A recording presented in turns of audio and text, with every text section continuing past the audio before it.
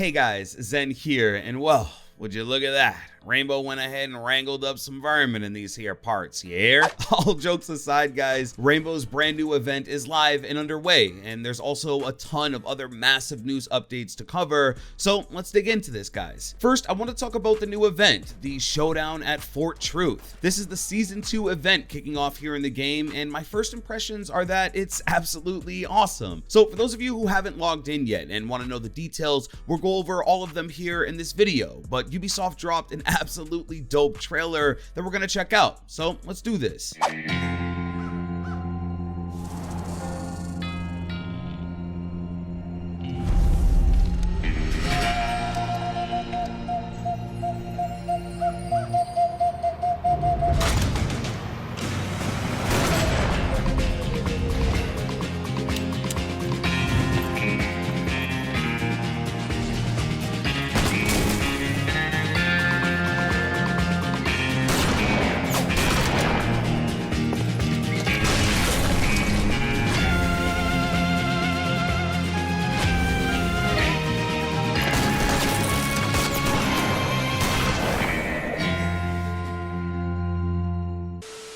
Now, as we all know, it's a 3v3 mode based around the secure area game mode, but it's actually the map, yet again, that has a few Easter eggs and interesting quirks, and of course, I'm going to share them with you now.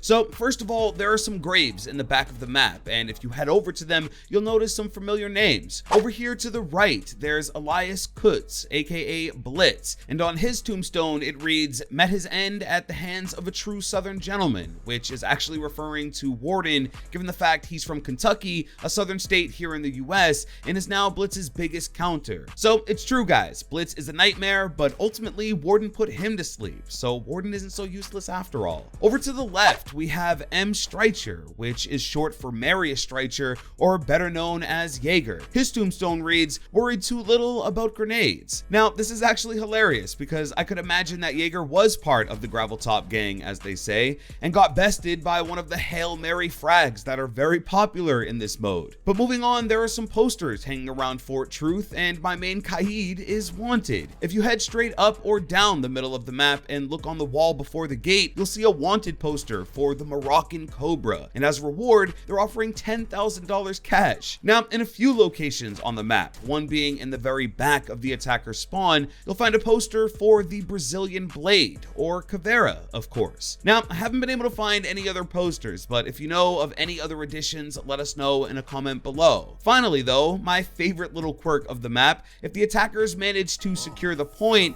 instead of the bomb making the usual alarm sound, it actually rings a bell, kind of like the toll of a church bell. It's obvious, I know, but it's still fun and a very nice touch. Lastly, and I'll say that for me, I'm enjoying this event a little more than the Rainbow is Magic event, and I think a lot of the community are as well, because it's a totally different experience than the traditional Siege gameplay experience. This may be the first time ever where we don't reinforce or have access to the operator's main gadgets, which is refreshing for a lot of players, myself included. Honestly, I think the point is to just run in and go crazy, throw the Hail Mary nade, rush the objective, try and snipe people with the Boss G, which has just been incredibly satisfying, by the way. But yeah, let loose, guys. Now, I have heard some say that this Fort Truth map should stay in some form after the event ends, but just being honest with you guys, that's impossible. Not only is the entire map essentially roofless, but it's designed for 3v3 and not the typical 5v5. So I know it should go without saying, but it'll probably leave for good or return only when this event does. Now, as far as the paid packs this time around, the designs look amazing for the most part, but by George, over $60 for the complete collection is steep by most standards. Of course, these are cosmetic only, and it's free events like this that help keep the game running throughout the year. And of course, not everyone is going to want the entire collection, but that's a lot for these packs. In comparison, you could pick up close to 5 elite sets for your favorite operators, so I suppose it's just up to you and your preferences which way you go. You are able to get a couple for free, which is always a nice addition, so just make sure to complete your challenges and you should be all set. But that's the event details and of course some of my perspective. Let us move on. Next up, I wanted to quickly speak about Rainbow Six Quarantine. Right now, you guys can go and sign up for a chance to play the game early in somewhat of an alpha for the game. For those of you who missed it, Rainbow Six Quarantine is a new 3-player co-op game that's set in the Rainbow Six Siege universe. The game is built from the ground up to be a PvE experience,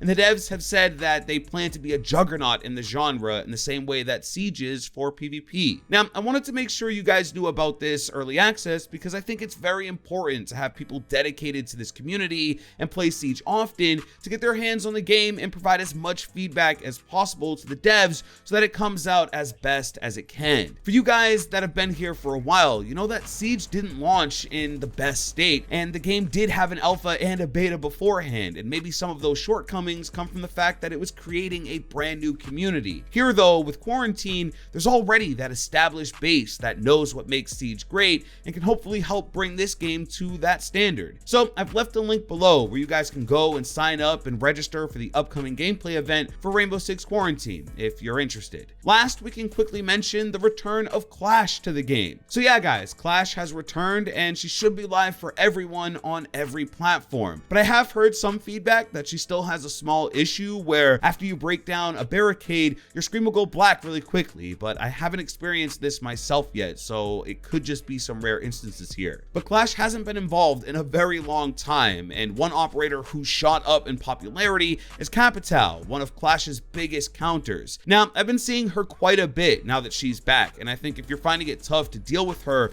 bring a Capital and try and aim your fire right behind her to get the best effect, because she really can't step back and away from it, and so it kind of forces her to push you, which leaves her vulnerable. Now, to be honest, I haven't spent too much time with her since she's been back. I've just been more occupied with the live event, but in due time I will, and maybe soon there will be more to say. But for now, all that really matters is that she's back in the meta and Clash mains can rejoice. But that's the video, guys. That's everything I wanted to discuss here. Now, I want to hear from you. How have you been taking to the showdown at Fort Truth? And do you plan on checking out Rainbow Six Quarantine? Leave everything in a comment down below. If you did enjoy this video, please drop a like and subscribe with notifications if you're new. With that being said, it's been Zen. Hey, I'm out.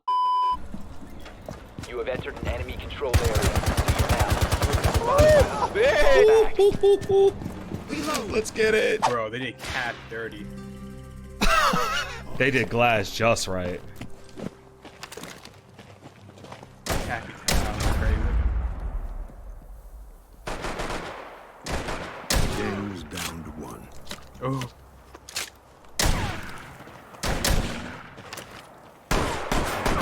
Was the goal. Here are the long Man, these kids. Cool. Friendly operator standing.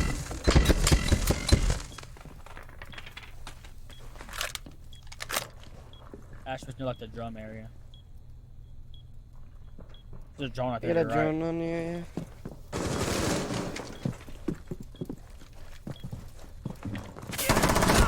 Op 4 maybe- last stop standing. Friendly victorious. Oh, Hostiles you win eliminated. those. Let's go. Someone is tracking you. Oh my god. Fire. Last operator standing. Op 4 remaining. Time expires in 10 seconds. 5 seconds left. Op 4 eliminated. Mission successful. Oh.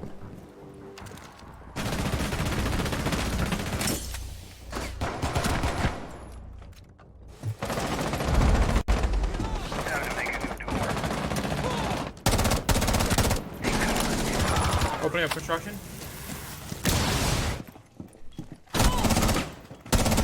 Cover me! Reloading!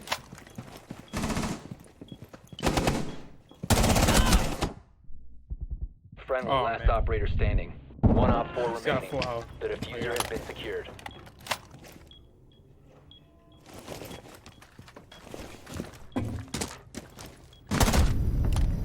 Nice. Op 4 eliminated. Friendly This mission. cow Live print though. day until the horses Uh-huh. take a print. Dude. Law was down to 1.